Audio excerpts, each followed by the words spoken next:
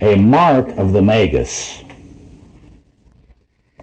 is that he is capable of discernment. What does that mean? He knows there's such a thing as evil. Period. Not only does he know there's such a thing as evil, he can see it when it's there. He has an understanding of the nature and dynamics of it.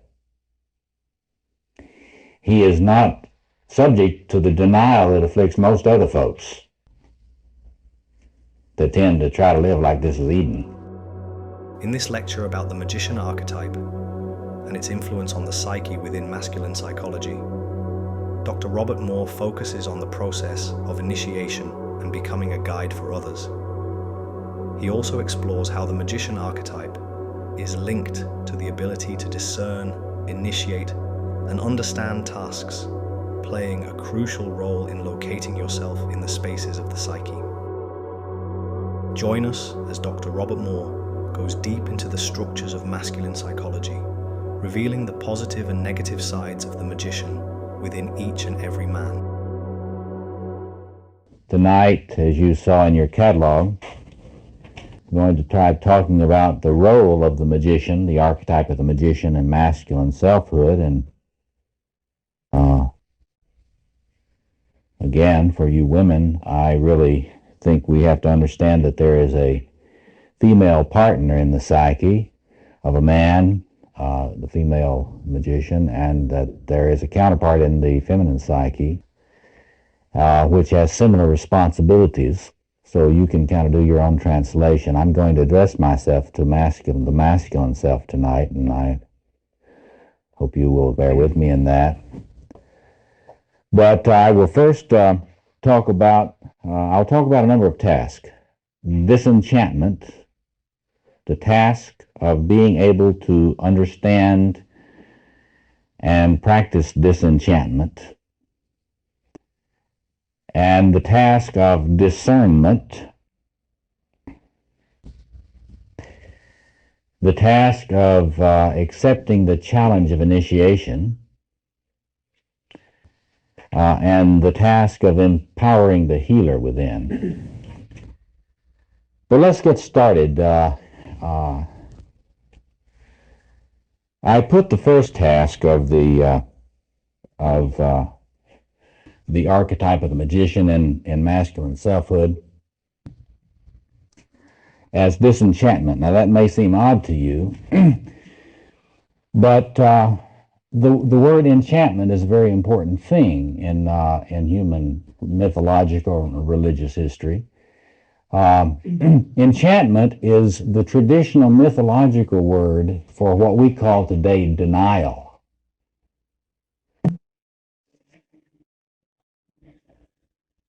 So the first task, the very first task in the development of the magician within, and its very first purpose for a man, is to break through his denial.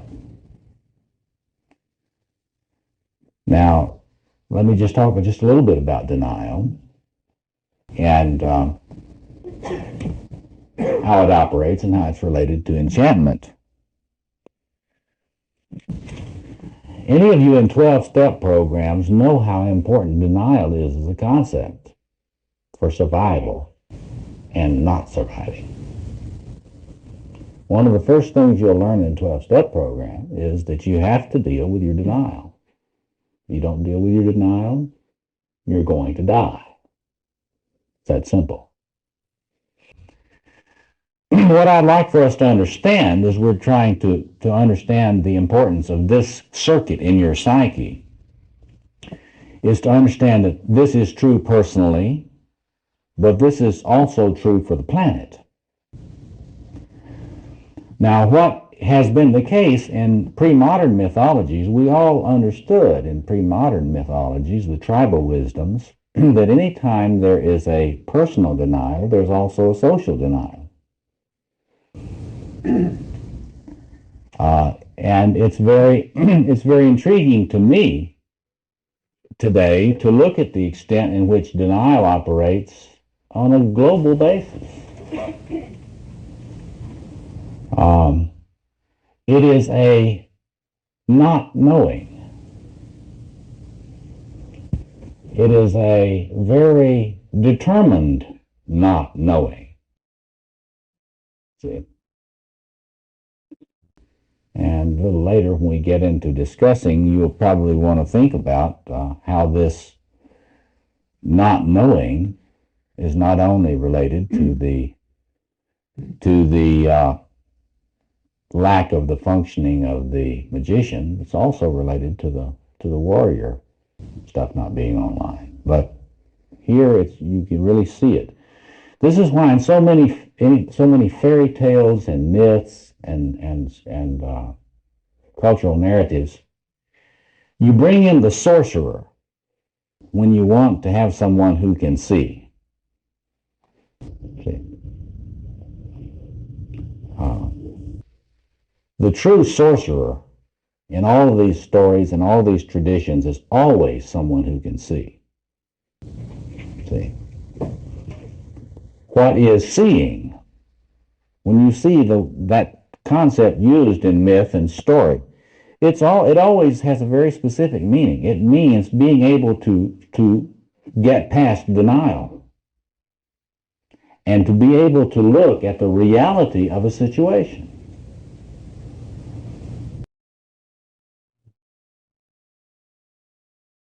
So in other words, the very first thing that the magician in a man's psyche is to do is to help him wake up. Some of you may have studied the work of the great Magus Gurdjieff. His whole system was based on waking up. That's not unusual. That's what all of the great magi have emphasized. You got to wake up. You got to see what is. You got to look at the handwriting on the wall. And so just uncovering the actual situation is the first most important task of this circuit. How do you know a man doesn't have this? Well, you can usually apply this test. How sad is a man compared to how depressed he is? In other words, you need to be able to make a distinction between depression and sadness.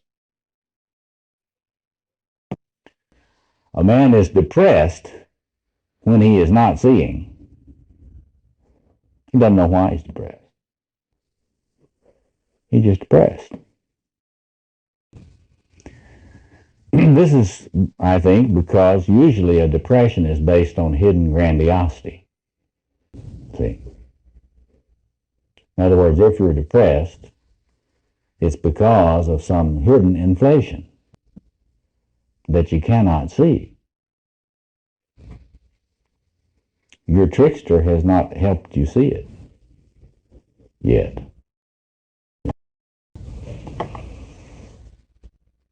But if the magician is working, you are not so much depressed as you are sad. You know, in Isaiah, it talks about the Messiah.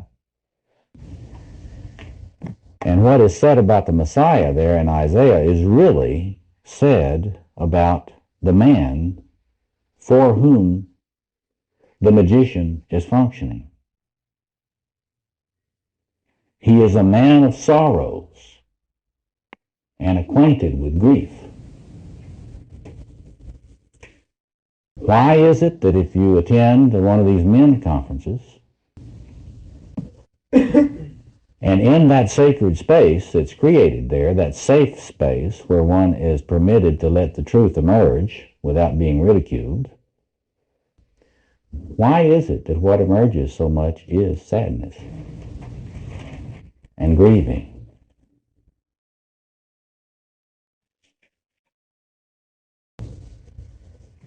When we, and this if you saw Bly's interview that Moyers did, Robert Bly's emphasis on grief and the importance of grief for men. This is the way to understand that. Why is it that men grieve when they start dealing with their identity as men? It's because they break through their denial. So the way you know whether or not you're breaking through or have broken through your denial is how sad are you? Point. If this thing is working in you today, you will be sad. There is no way to be an adult, grown-up, initiated male today without being very sad and grieve a lot. And while it is true that one would grieve about one's own story and one's own journey and one's own tragic experience, it's not just that. One is capable of grieving about other things. So that is the first functional potential that this thing is for. And you can test how well it's working by simply having a continuum between depression and sadness and see where you locate on that. See.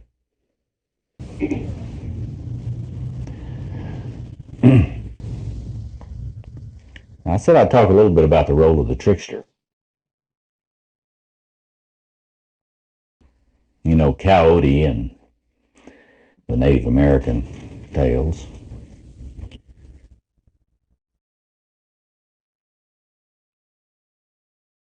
If this organization in your psyche is functioning well, then it means that the man has his bullshit indicator intact and working, functional.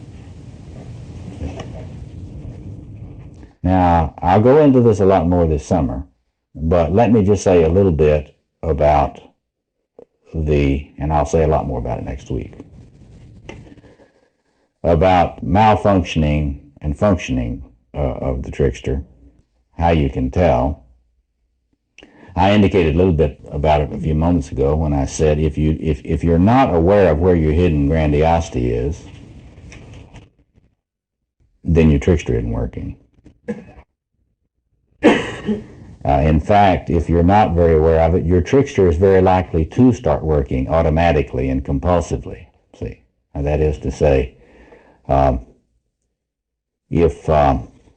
if you don't know where your grandiosity tends to sneak in, you're very likely to really screw up in a big way soon. And that will be the trickster operating compulsively. The goal, however, is to have the trickster operate not compulsively, but have it operating consciously and in an integrated way. Well, what could that be? Well, one of the most important things is to understand that, and here's the important point here. If you're giving your power away, the job of the trickster is to find out where it is that you're doing this and to interrupt it. And I want to talk about that just for a minute. I've put up here idealization and disempowerment. There's this thing in psychoanalysis we talk about as idealizing transferences.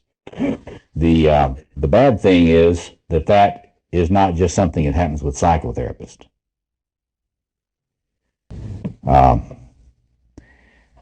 Whenever you notice yourself being less powerful, less competent, less able to think on your feet, less able to function, feeling scattered, disoriented, and so forth with other people, you're giving your power away.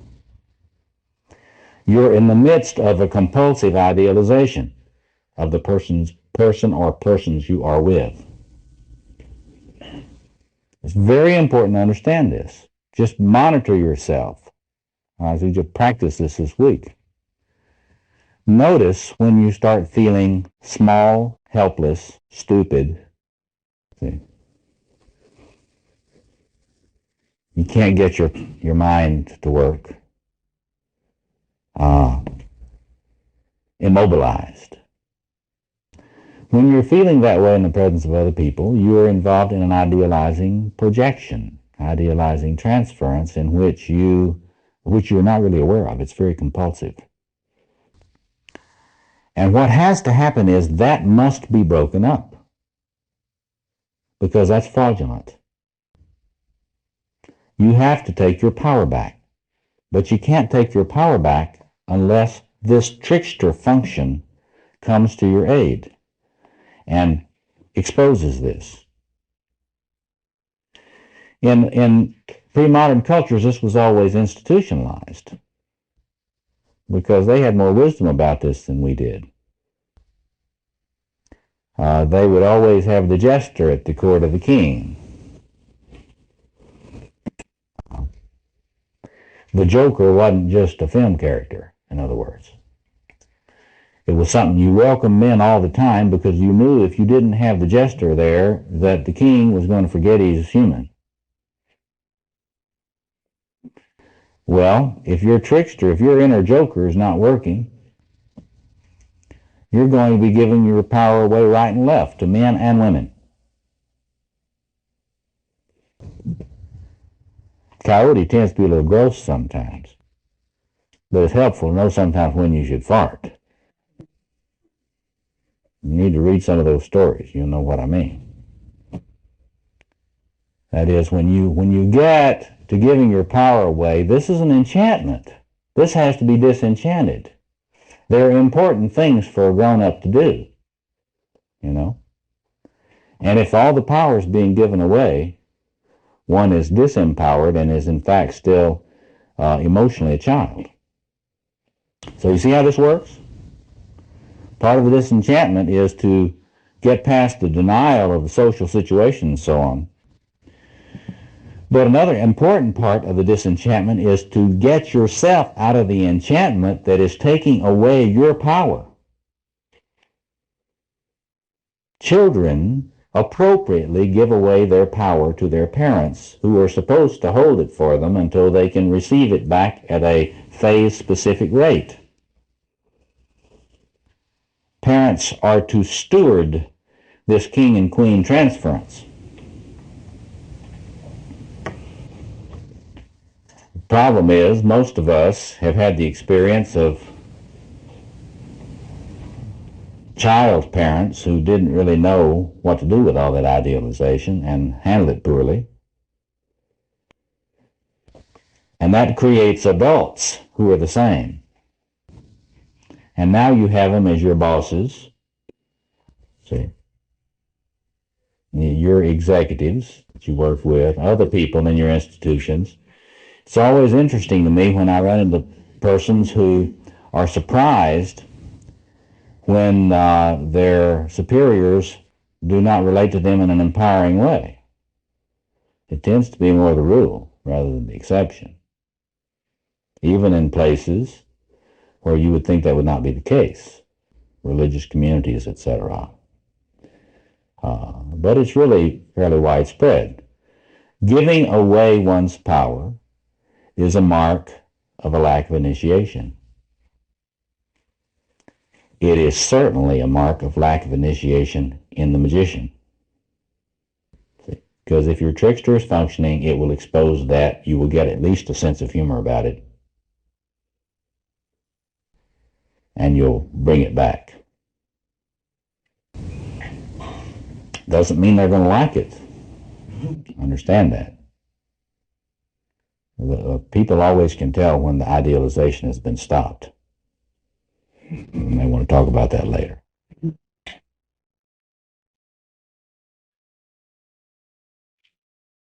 So I talked a little bit about the film Batman. You should see that if you haven't, because it really gets at this trickster material. You can really think about the Joker as Batman's shadow. See, And the dead giveaway on that, if you haven't seen that, see this film, because the dead giveaway is that here comes Batman. He's flying along in his high-tech airplane, you know. All this firepower comes out of the sides, you know, and the little Joker is standing down there with his pistol. Batman comes soaring over Gotham City and makes a flourishing sweep, and he comes, that doesn't sound grandiose, does it? And he comes sweeping down, and he gets him in his sights, and he starts to fire on the Joker and starts to fire on the Joker, and all these machine guns can't seem to kill the Joker, right? It's kind of hard to hit the trickster. Hard to get him in your sights. But the Joker raises his pistol up, fires one shot, and shoots down Batman's plane. Think about that. That's the role of the Joker. That's what the Joker is for in your psyche. It's to shoot you down when in your adolescent grandiosity, you are not really grounded. You do not realize the way in which you are responsible for not engaging the things you need to engage. So that's just the Joker bringing Batman down to earth a little bit, where they can be engaged, where there can be a real engagement. And this is very basic magician stuff. And so if you haven't seen that film, look at that and think about it as the ongoing struggle between our ungrounded grandiosity that thinks it's the hero but never comes out. See?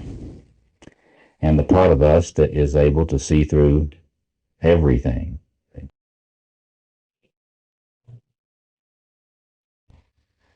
Okay, I said that another aspect, besides disenchantment, which is a lot in itself, is the task of discernment. Now, this is a term which you hear used in traditions of Christian spirituality, but if you understand what it's about, it's in all of these traditions of spirituality and healing. A mark of the magus is that he is capable of discernment. What does that mean? He knows there's such a thing as evil. Period. Not only does he know there's such a thing as evil, he can see it when it's there. He has an understanding of the nature and dynamics of it. He is not subject to the denial that afflicts most other folks that tend to try to live like this is Eden. You know, uncontested territory, so to speak. The movie which you ought to look at to get a feel for this aspect of the magician is an old one. It's Peter Blatty's movie, The Exorcist. If you look at that movie very carefully, not only can you get some insight into traditional symbolisms of evil, you can get insight into this side of the magician in the psyche, in the man's psyche. In the beginning of that movie, you see illness, disorder, chaos affecting helpless people. And you see a representation of what obviously the filmmaker intends you to understand is sort of people who are sort of sorcerers' apprentices. They have lots of degrees, but very little insight. They have the best credentials, but no understanding. And what finally has to occur is that they have to find this old man who clearly, according to the way the movie is presented, is a magus. And in the very early scenes of the movie, what you see is a symbol for this aspect of the magician within. The old priest is digging in an archaeological dig. He gets beneath the surface, see. And he's brushing off an object that he's found, and it is a face of a demon. And in that one scene, you can see this aspect of the magician. Because the magician is one who uncovers the face of evil. See? And he does not run from it. Even though, as you see later in the movie, even though his life is threatened by it. And we'll get to this healer role of the magician later, but even though if he accepts his responsibility as a healer, his life will be endangered, and we see by the end of the movie that he is indeed killed by this. See? So in other words, being able to see that, and this is, people have said that, Carl Jung obviously was a magus of some rank. And one of the things you notice Jung doing is always trying to say to people, look, evil is real.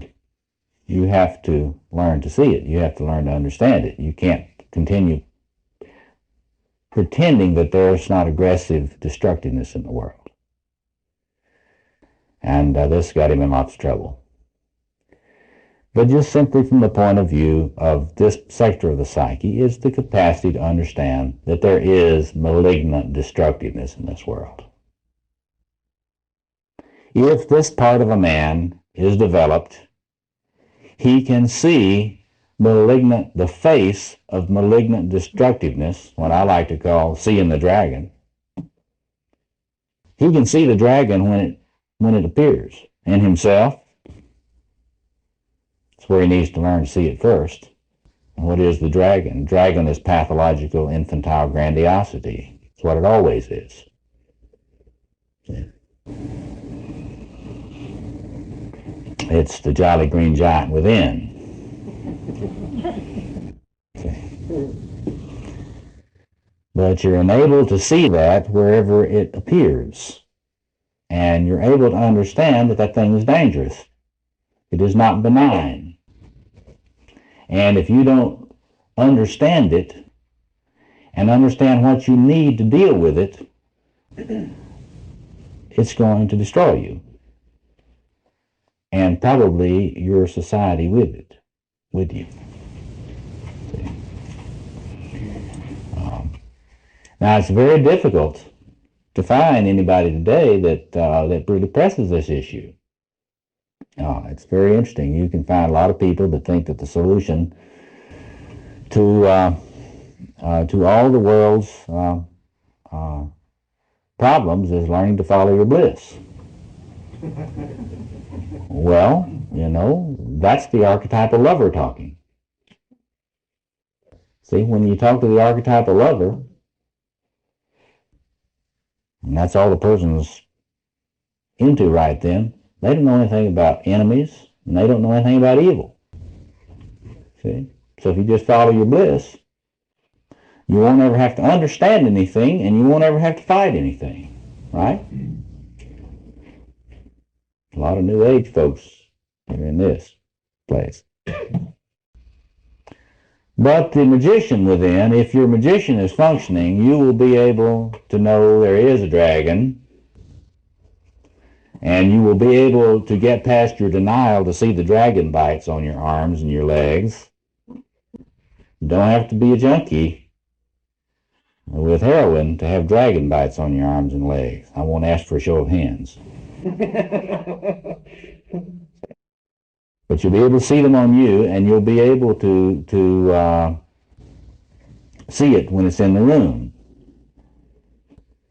Like that New Yorker cartoon that I like to mention about the two couples sitting in the living room having a pleasant conversation over tea, and there's this humongous dragon standing behind one of the couple that own the house, and they're saying, we deal with it by talking about it. That's the typical magician problem. We'll get to that one. You're going to understand it, you know. You're going to talk about it. You're going to study it. You know, if I'm a good enough magician, I won't have to be a warrior.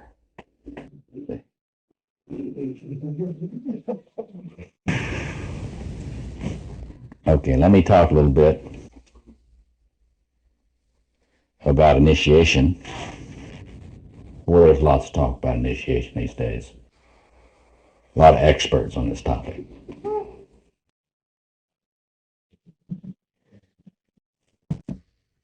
Let me say a little bit about what the challenge of initiation is.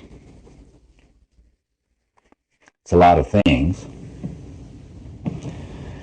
But I think the first thing, which is the challenge of initiation, and trying to get the magician functioning on this topic, is to understand that there is such a thing. It's very important to understand that. First of all, there is such a thing as initiation. A lot of people, they don't have any idea of that. They think we got these eternal adolescences just, you know, accidentally. But what a lot of people do not talk about is that you do not have a concept of initiation without a concept of maturity. You get a concept of initiation? It's a stage theory of development into something that we might well call human maturity. And so the first thing is just to understand that there is a task of human maturation.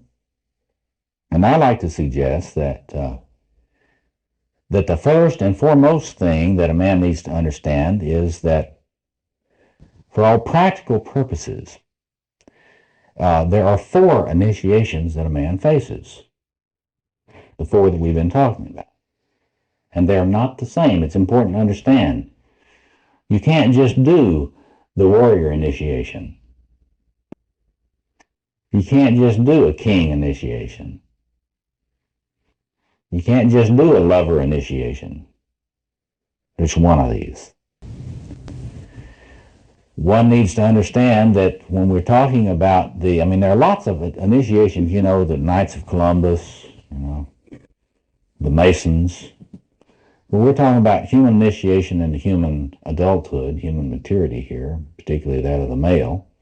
And for that, there are these 4 initiations, and each of them is different. Each of them requires different things. And the first thing about the magician and the psyche is, if you're going to develop that side, he's got to understand what the task is. He's got to be able to read maps.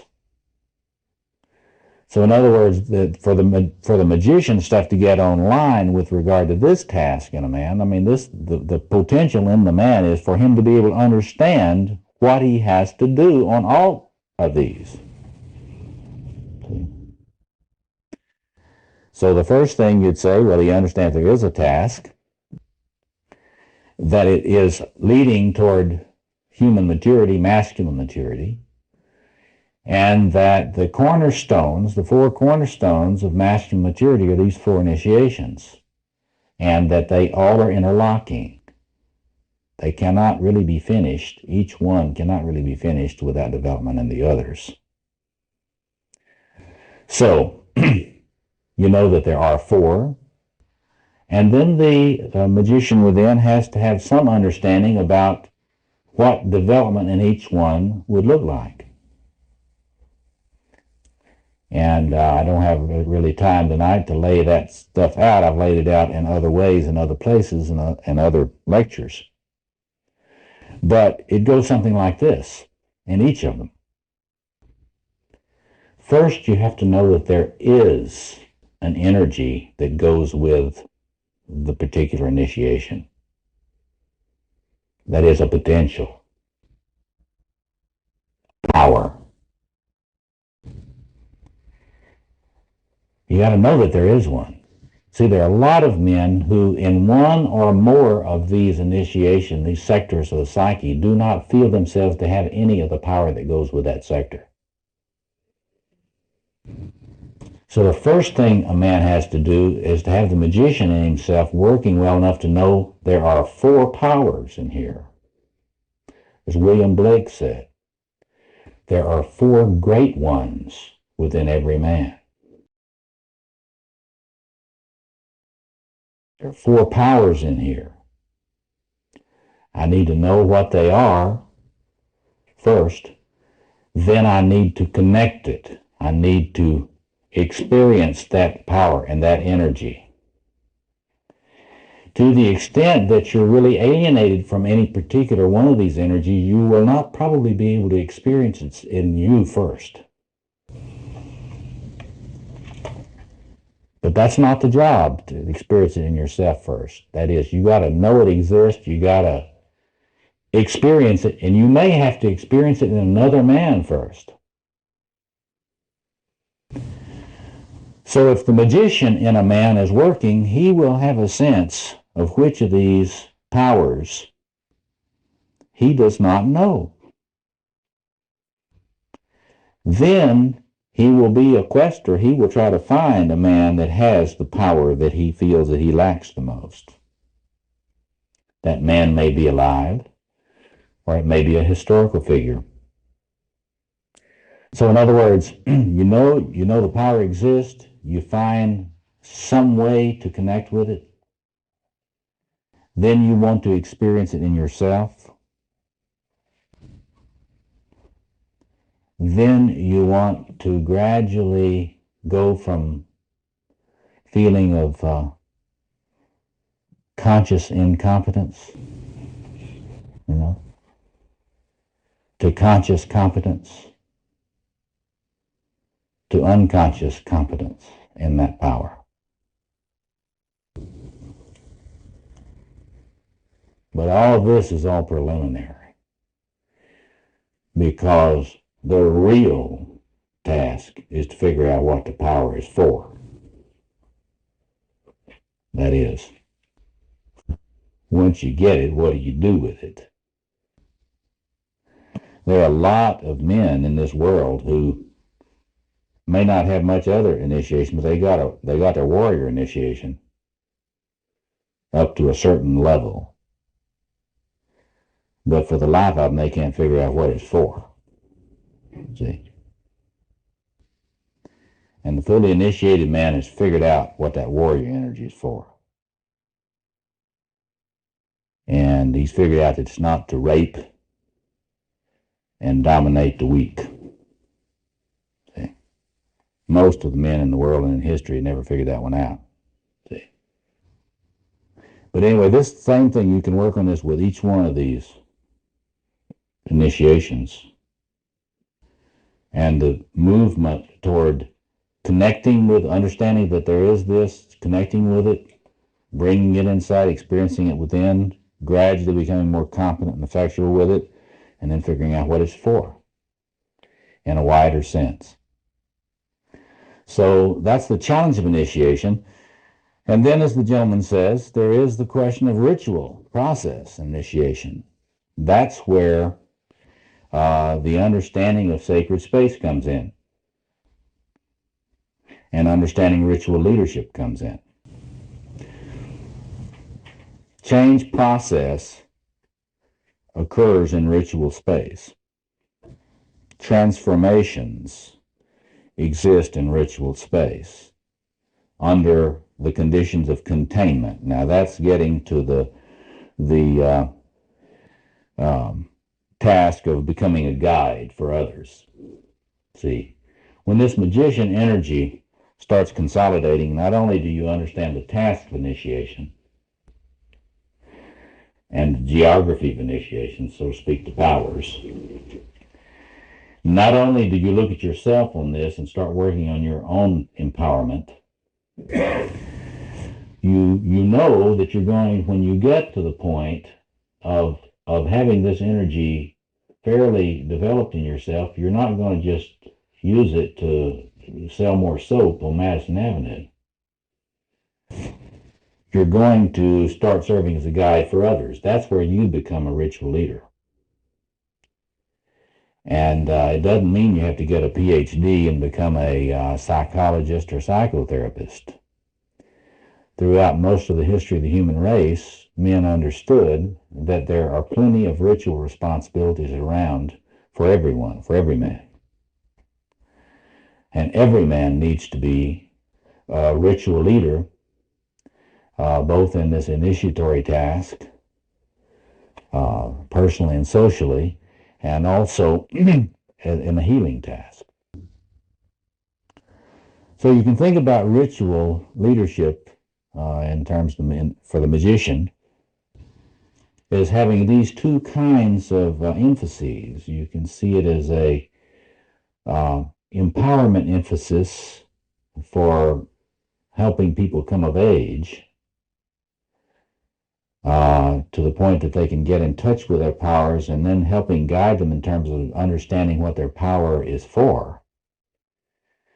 But then there's the healing task, because under the conditions of existence, as Paul Tillich would put it, under the conditions of existence, there has been such enormous wounding, both personally and socially, that the knowledge and power of the magician is needed to begin to engage that.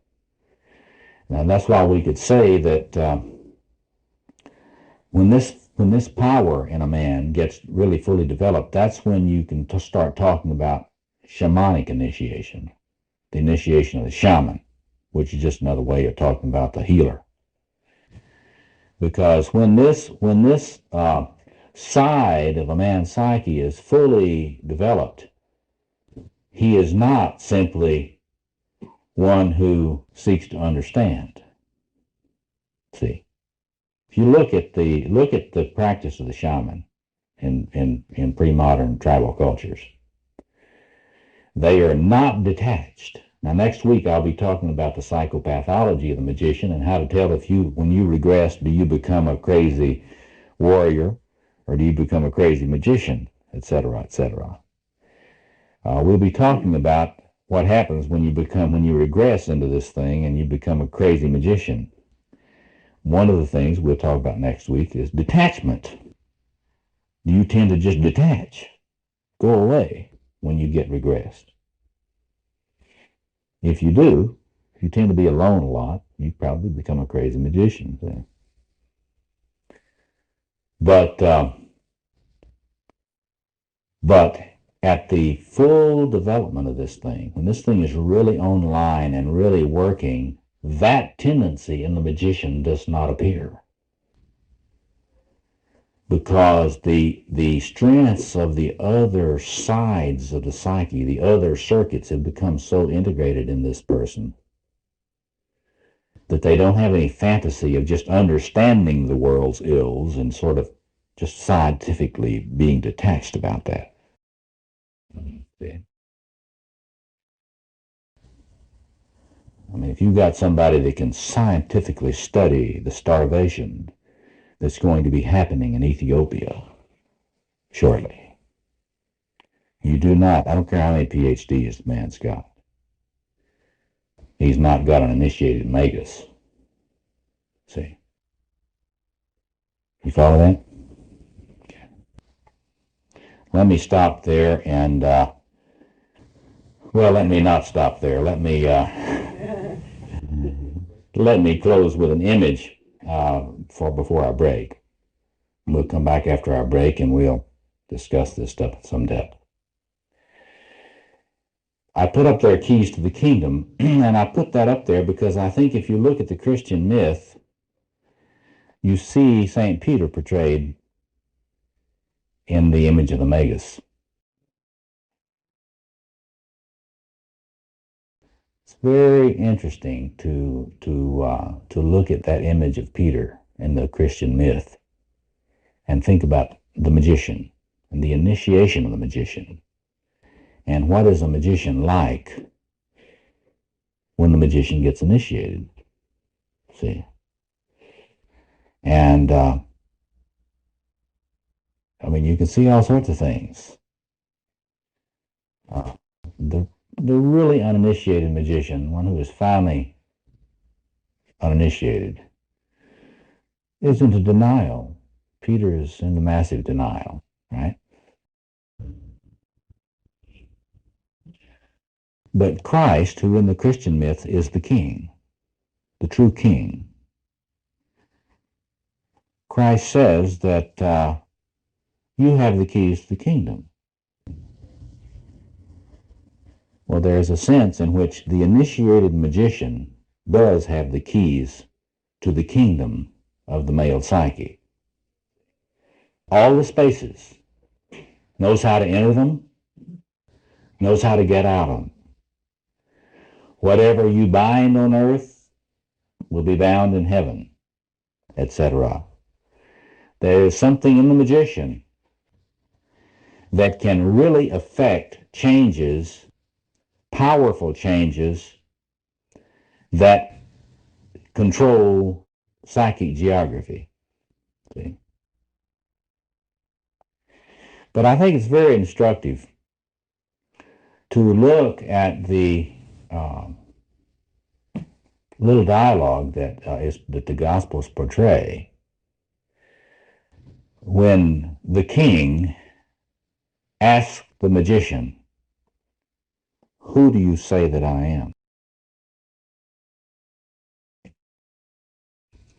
Because the temptation of the magician in the male psyche is always to interpret away all of the realities of kingship,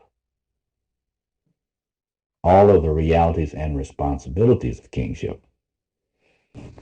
That is, the joker part of you, when it's not integrated, thinks everybody's a criminal. See? Doesn't think there is any possibility of cosmos, so why work for it? See? That is the just order with peace. And so look at this dialogue between the magician and the king. What has to happen for the magician to grow up and function appropriately? Well, the magician has got to stop saying, you notice, in the psyche, the opposition in the psyche, there are two oppositions, the opposition between the lover and the warrior, and the opposition between the king and the magus. And the magus the king says to the magus, "Who do you say that I am?" And the response for the mature magician is, "Thou art the Messiah." That is to say, you are the king who redeems. You see, until the magician part of a man's psyche gets to the point that he can get over being a deconstructionist. You literary critics have to get that joke. And start using his knowledge and power as a magician to serve the creation of a just order. It's not an initiated magician. See? So let me stop there. Let's take our break. Let's come back in about 15 minutes and we'll discuss this stuff.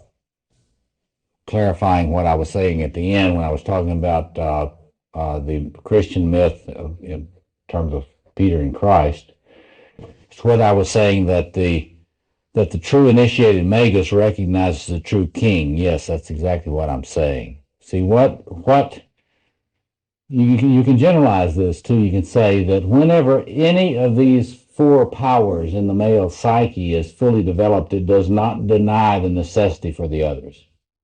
Remember when we were talking about Ian Butler last week, about how the magus always gets killed, in the myth? Yeah, well, that's what happens when you realize, when you think you don't need the warrior. You're going to try to solve everything without your warriors. See? And the same thing would be true just around the table. So, but it's particularly true, for the magician, because remember the dialectics built into the structure of the psyche, according to my view of the psyche. I really think this structure exists in the actual sort of geometry of the psyche. You get two oppositions. and only two fundamental oppositions in the structure of the deep self. The opposition between king and magician, and which Jung picked up as the sort of the Adlerian power emphasis, and the struggle between the lover and the warrior, which Freud emphasized in terms of eros and thanatos, the love and aggression. And to the extent that you become mature, initiated, and integrated as a man, you do not let those oppositions drop out. You are able to see the necessity for both sides, stop denying the importance of each. And in a way, there's so many people today, and look at this. You can tell when you find, I often like to say to men in men's groups, when you find a cynical, nihilistic man, you know you got a boy. Because when you do not have the king, you're cynical and nihilistic. See?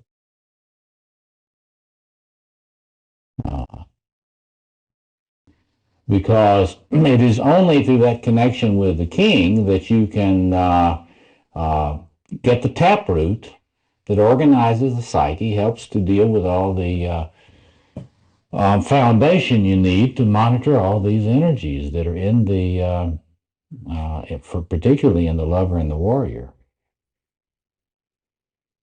You know, I mean, if you're really connected with your lover energy and or your warrior energy, there's going to be so much extroverted, powerful energy surging through you, it's going to make you crazy if you don't have a taproot down. And the only way to get that is through the king stuff, see. So the magician,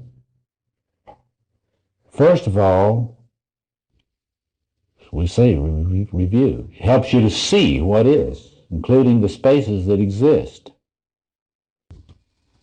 It helps you to discern what you need to be able to discern. It helps you to understand the task of initiation, and then it helps you to understand what it is you're supposed to do with it once you get it. See? Okay, somebody back here. Yes.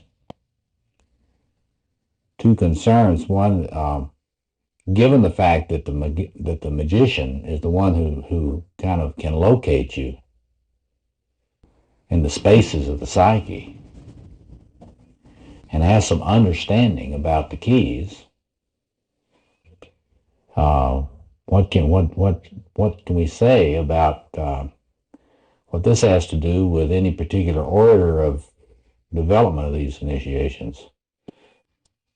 Well, I think that's a very complicated thing, but let me just address it a number of ways. One way I would address that is that it's no accident that for most of human history, men put enormous amounts of time into spirituality. Now, what does that mean? That means that they were learning teaching stories. Robert Bly has talked about this a lot, and he's right. Michael Meade's talked about this a lot, and other leaders in the men's, what's being called often now the mythopoetic movement,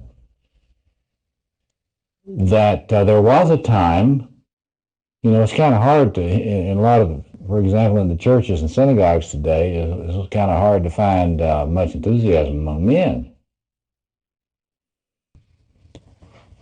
It's real interesting the way that it's gotten to the point where a lot of men can't understand what spirituality has to do with being a man at all. But that's modernity. In most of the history of this planet, with regard to our species, men invested enormous amounts of time learning myths. They weren't doing that just because they liked stories. See, that's kind of a modern attitude about this. Why did men study myths? Because they were what we would call today operators' manuals for the psyche.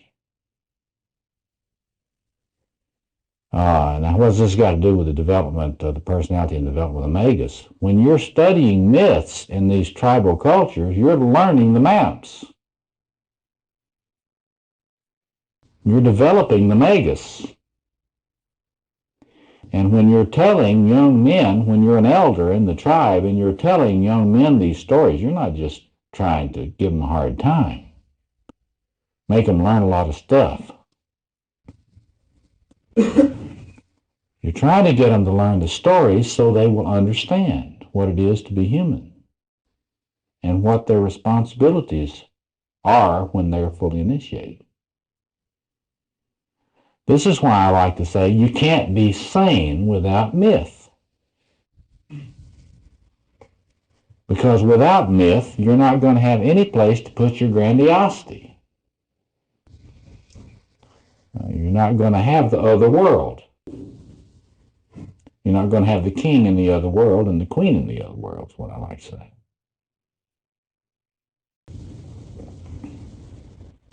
If you have, as tribal cultures had, if you have the other world, the mythic world, as they used to say, the real one, the real world. You know, Eliades pointed out that for pre-modern tribal humanity, it was the world of myth that was really real. And we were real to the extent that we participate in it. So if you really participate in the mythic, to that extent you're real. Well, think Jungian here. What is in the myths? The archetypal. What is in the archetypal? Power to live. Then you ought to be able to see why they felt that way. You know, there were Polynesian warriors who understood when they had to fight a war. They didn't just, study some book on it. They got into the myth and became participant in this energy of the mythic warrior of their people. If you read this book that I recommend, this Sullivan book, there's this great account in there of an exorcism in a Hindu culture in which the magician takes on the mythic power of Shiva in order to have the power to heal the person he's trying to heal. See that? It's all about empowerment. So if you say, well, what do you have to do first? Well, it's all a spiral. It's all a circumambulation of the pyramid of the self, of course. And I think there's some evidence to say that probably men get the warrior magician stuff first. Later on, if they're lucky, they start discovering the lover stuff more. And if they have a lot of elders around who are initiated, later on they really get clarity about the king stuff. The hardest part. But given the difference in families, that gets screwed up. If your family didn't want you to be armed, if you're from Winnetka,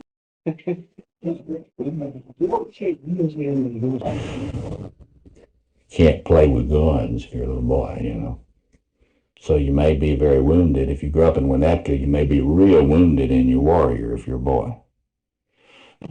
Yeah. Questions about, she's a school psychologist. She's noticed the way little boys tend to be very outrageous in their choice of things to play with, like, guns, and be interested in Batman and all sorts of horror movies with Freddy the sadistic killer, etc., etc.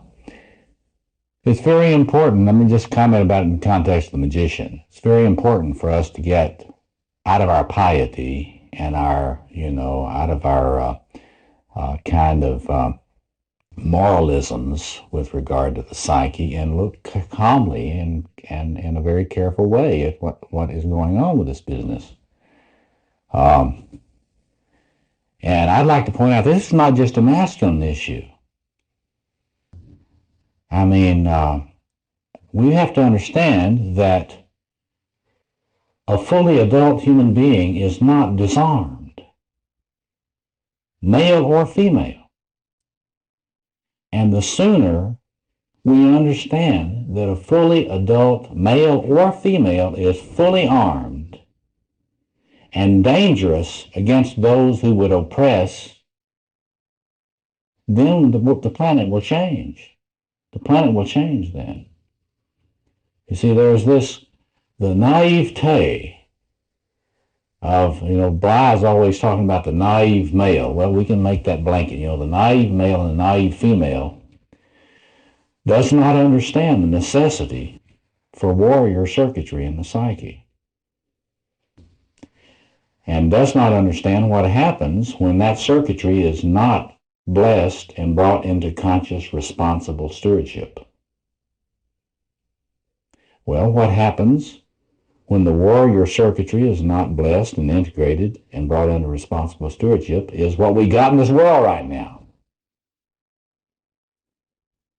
So I got lots of comments about that, but I got a lot of warriors. Somebody asked me why I had so many tapes on the warrior.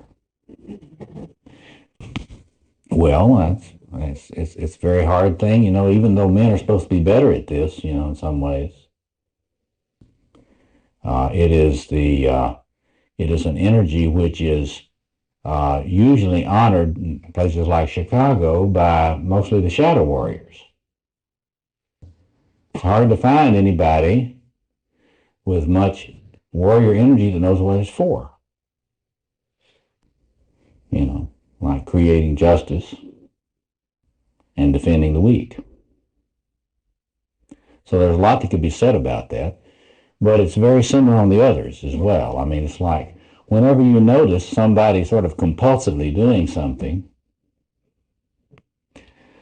all over the world watching Rambo movies. If you travel around the world and you go back in the villages,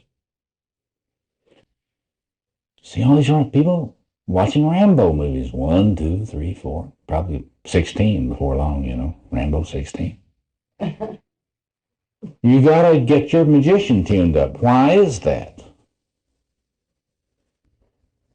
Well, it's because it's very similar to the Batman movie. There's all this good messianic king energy that needs to be serving justice on this planet, serving the environment, etc.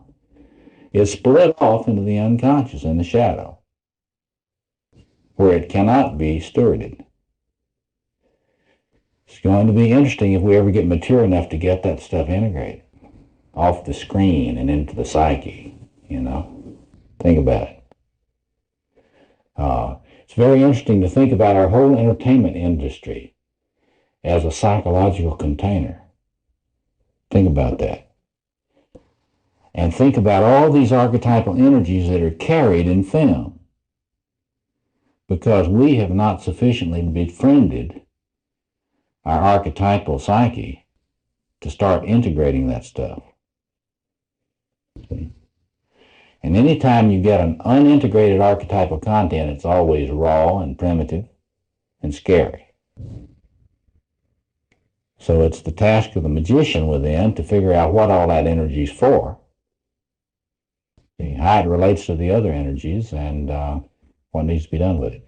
Other comments, back over here. The question is there, when you're talking about these oppositions in the psyche, is there any simple way to talk about that King Magus opposition? I thought about that, and it's kind of hard to get a thing that parallels Freud's eros thanatos, or love and aggression. But you can talk about it in terms of power and justice. You know, Paul Tillich, if you haven't read, well, you see, king without the trickster would be power without conscience, or power without a bullshit indicator. See that? It's like the Adlerians. What the Adlerians do with that is that they talk about the power issue, where you get power as opposed to social interest. And the way the Adlerians will judge how mature somebody is real simple. And I agree with them on it. That is, the mature personality is someone who uses their power for social interest. They put their power to work for the human cooperative tasks. Boy, if the Adlerians are right about that, we're in trouble. And they're right about it. So, but the way to think about that is just put the trickster on one side of that and the king on the other. And if you can get your trickster to turn into a full-blown magician who understands that just because you have bullshit doesn't mean there isn't a bull. Think about that.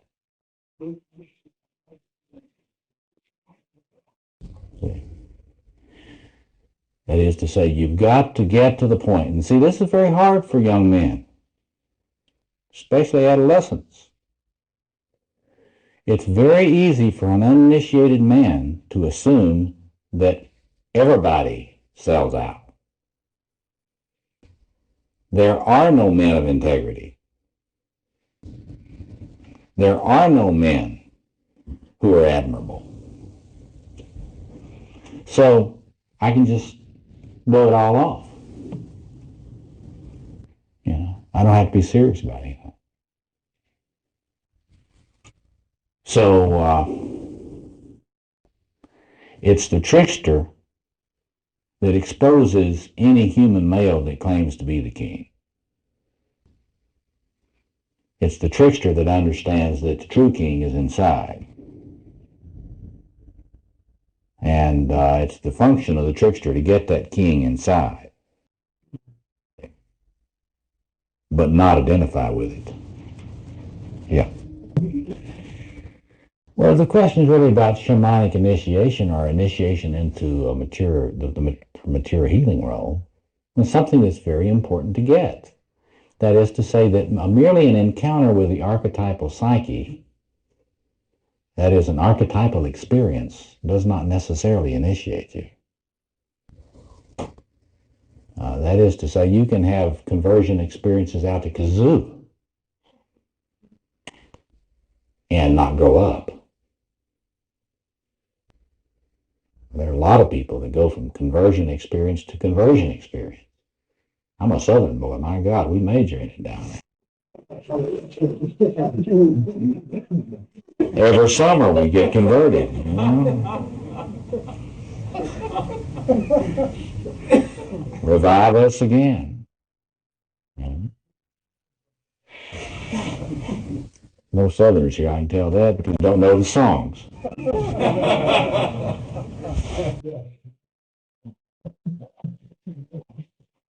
But you see, it's that the sense of the importance of connecting with the archetypal, the numinosity in the psyche, in terms of a true initiation, is really key. So it's a legitimate, important question. I mean, it's like, what is there about this that you have this powerful experience and it doesn't change anything really? You don't really mature. Well, we've got to understand that's back to this gentleman's issue earlier about ritual, about the role of ritual and ritual process in all this. Because, see, if you have a powerful archetypal experience and it's not adequately contained and adequately interpreted to you by an elder, and you're not adequately guided through that by someone who understands what it is, then you may not really be transformed. See, the contact with the archetypal is like plugging into the 220,000 volts. I mean, you do need the power. You can't become a man without getting in touch with power. I mean, initiation is empowerment for both men and women. Men and women, or males and females who are not powerful, are not initiated, period. So you're right to point at connection with this archetypal, this powerful experience of the sacred. But you know, you can put your finger in 220,000 volt box without somebody around helping you understand all this circuitry, and it kills you or destroys your mind, or it just blows your circuits out and your circuit breakers go and you think you're saved.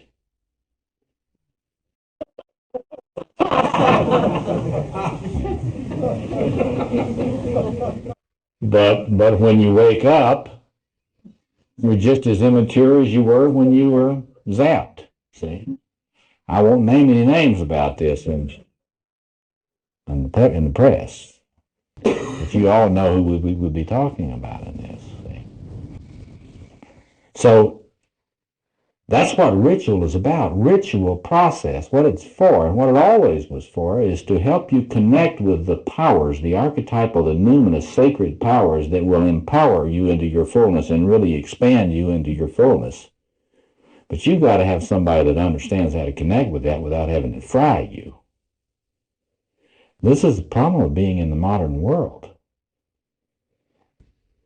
We don't have enough really awareness of this stuff, and so we become manic depressive. You know, we get close to the power, we get manicky, then we get depressed, come down. We don't have containment, we have depression. You get initiated, you have containment. You don't have to be depressed all the time. Yeah. You listen to those lover tapes, we talk about the same problem with regard to the lover. See, all of these energies. See, this hard wiring is connects you with what you need to be a large person, emotionally and psychically. If you have the right help, you can have the empowerment it takes to be truly great. You know, I like to say you gotta disidentify with your grandiosity. You got to befriend it. That's what Jungians mean when they talk about the ego-self axis. I like to say that means befriending your grandiosity. Get to where you know you got it and you know what it's for. It's not to think you're the king or the queen. It's to give you the power you need to really fill out and be strong. Creative, powerful, yeah. So a sophisticated question, he's saying, why did we lose so much of our understanding about initiation if humans once had it? Well, the simple answer to that comes if you just study modernization process. I mean, the simple factual answer to that question, I mean, there's a factual answer to it, and then there's a more of a why question. You know, I mean, the factual answer is if you study modernization, read Peter Holman's excellent book. I mean, Peter Holman's he's got 2 wonderful books on this topic that you ought to look at. First one is called Jungian Context, Modernity and the Making of a Psychology, in which he really analyzes the collapse of myth and the development of modernization and why Jung's psychology responded to that vacuum. He's not a Jungian, incidentally, but he's got a real grasp of this. The other book, which continues it, that just came out, is called The Ability to Mourn. And it's another book on using psychoanalytic theory to understand modernization. So those two books are hard going, but they're brilliant analyses. He's the best scholar of modernity, I think, that exists today. So that, at one level, that's the answer. The other question, though, I think it's fun to play with. That is, well, but why do we ever let this stuff go? And I think there's maybe an answer to that in the developmental task of the human species in getting beyond tribalism. Because the one major thing that the Enlightenment and modernization has done through scientific development and through modern science, planetary technology and knowledge, is that was a breaking down of tribal knowledge so that there could be a space for it's sort of liminality on a planetary scale, if we're lucky. That is to say, the tribal cultures had to be transcended. So the tribal myths had to be relativized. There's no question about that, because, the important things for human beings to learn is not to be a Navajo or a samurai, or a Aborigine of any culture. That's not the thing. That's what was once, at an appropriate phase-specific time in human history, that was the task. But what they were striving for then is the same type of thing that we as a species have to be striving for now. When the Apaches started out to make Apaches, they weren't trying to make Apaches. You get it? They were making humans, not Apaches. You follow that? This was true with every tribal group. Every tribal myth, whether it's Judaism, Christianity, Islam, whatever, Buddhism, Taoism, really is an attempt to have human initiation. But as long as it was tribal, it was really pseudo-speciation finally, when you discover that there were other tribes. See, when you're in a tribe and you discover there are other tribes, those are not humans. It's okay to do with them whatever you want to.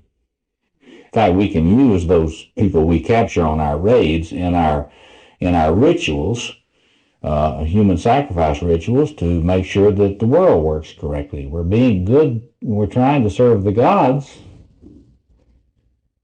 And it's a good thing we have all these people we captured on our raids. They're not really people, because they're from that other tribe, so we can use them in our sacrificial rituals to keep our service to the gods working. That's tribalism. So the challenge right now, post-enlightenment, I used to love to say post-modern, but with what that has become, what that has come to mean in the American intellectual community, I'm going to stop using that. I won't belabor that. Those of you that are into postmodernism know what I mean. It's really become a fad.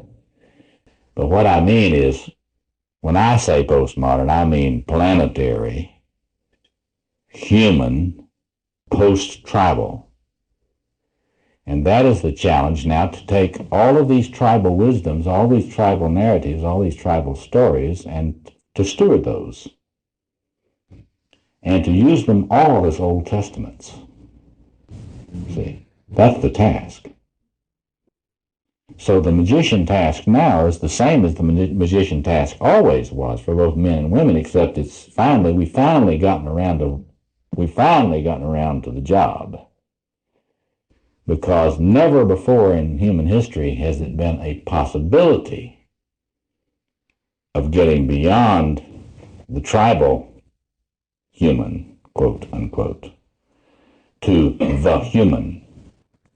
So for the first time, we're faced with the possibility of human initiation.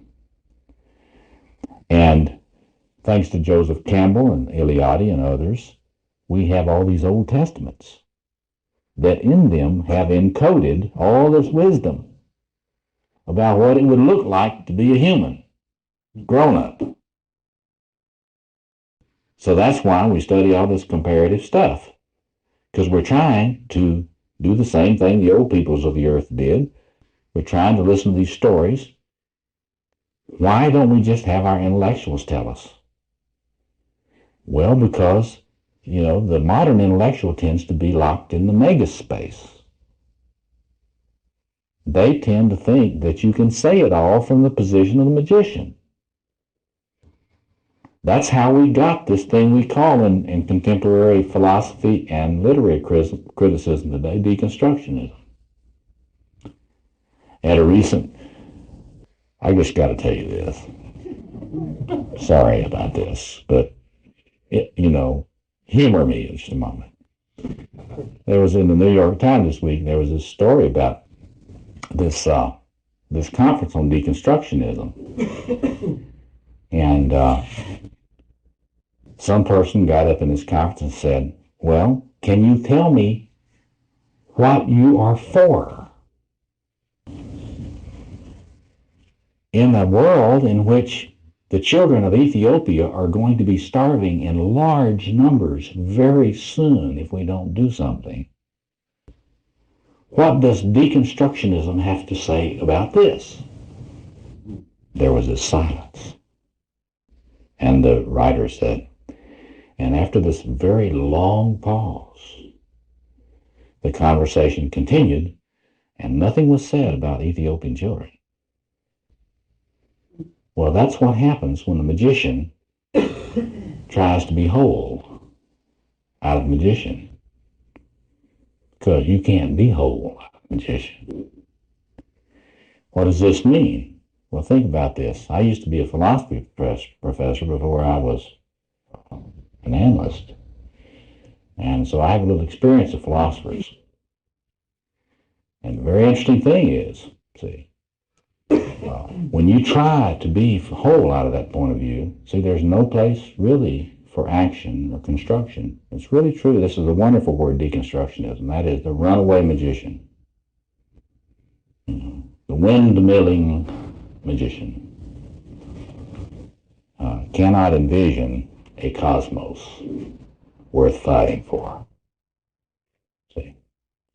So there's no king. We all know that's king stuff is bullshit. And there's no warrior. We all know all warriors are just sadistic killers.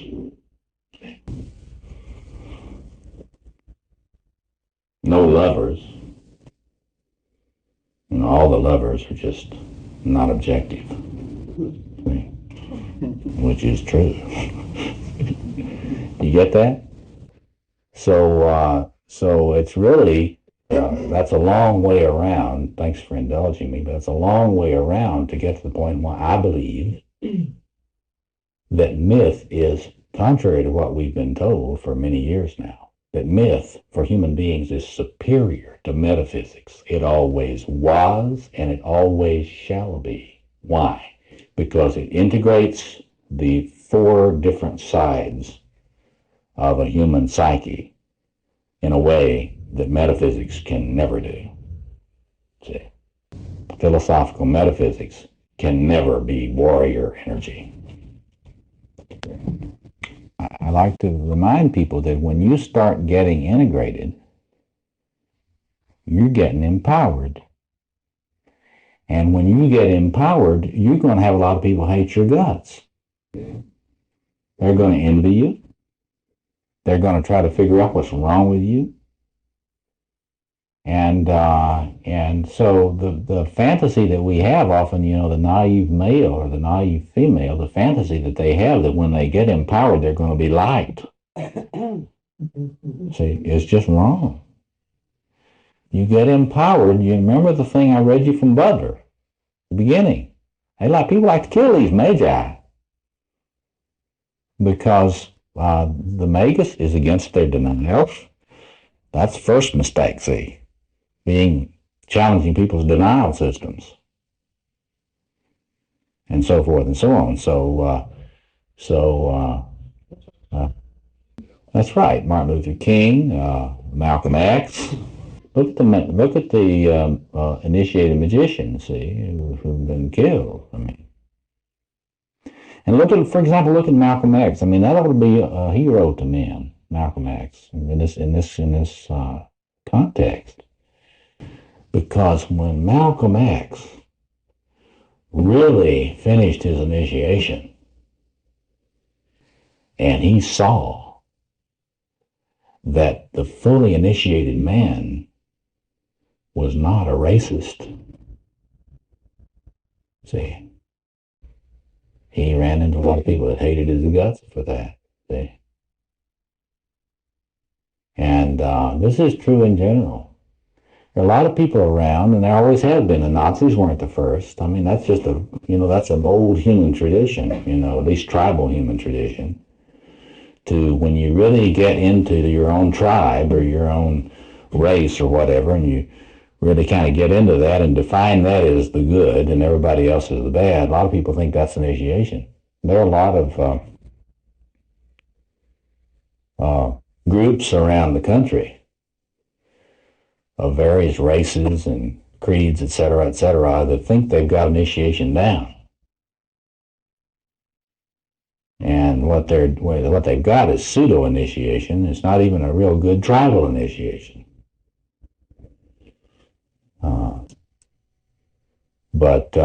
So in other words, we've got this stuff in our wiring, and the self, Jung pointed out, the self is always trying to integrate.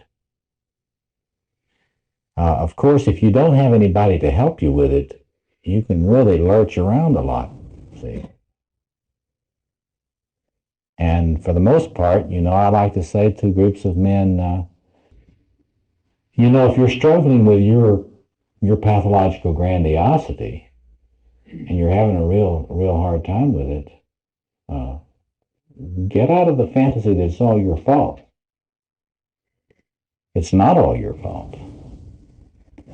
If our culture was handling this stuff better, we would be teaching boys and girls, young men and young women, about what that grandiosity in their psyche is for. We would be teaching them what that is to be used for. We would be helping them to contain it. And if you are like so many of us, you didn't have a whole lot of help with that. And so now when you really start feeling good about yourself, you really start glowing, oh my God, I'm manic. I better get some medication. Bring on the lithium, Well, that's, the thing is, what this stuff about initiation, we ought to understand about this initiation stuff is that when you really start getting really empowered in all these circuits, you are going to glow. You are going to be empowered. And there will be people that will accuse you of being manicky, when in fact you're not. Others. She says she's interested in the confrontation of the magician with evil. This is something that's very hard for moderns. Moderns, we like to label things with the nice little labels that, they clean up, paint up, and fix up things. It used to be understood as being evil, I mean, today, if your life is being destroyed by some sort of really destructive possession state, by some archetypal content, you'll get a nice little diagnostic label. And it doesn't sound like a big deal. And there's a pill to go with it, And we have the fantasy that it takes care of it. In the pre-modern period, as you read in this book, Healing and Restoring, they really had a sense about destructiveness, and that it is not something we ought to be assuming as normal. Today it's like we've kind of figured out that all of this destructiveness on the planet is because of all of our bodies are biochemically malfunctioning. Think about that one now. I want you to think about that with your magician. Your bullshit indicator. I want you to get it going on that. All of this planetary problem is because we are biochemically screwed up. Boy, that's a great one. The pharmaceutical companies are going to love this.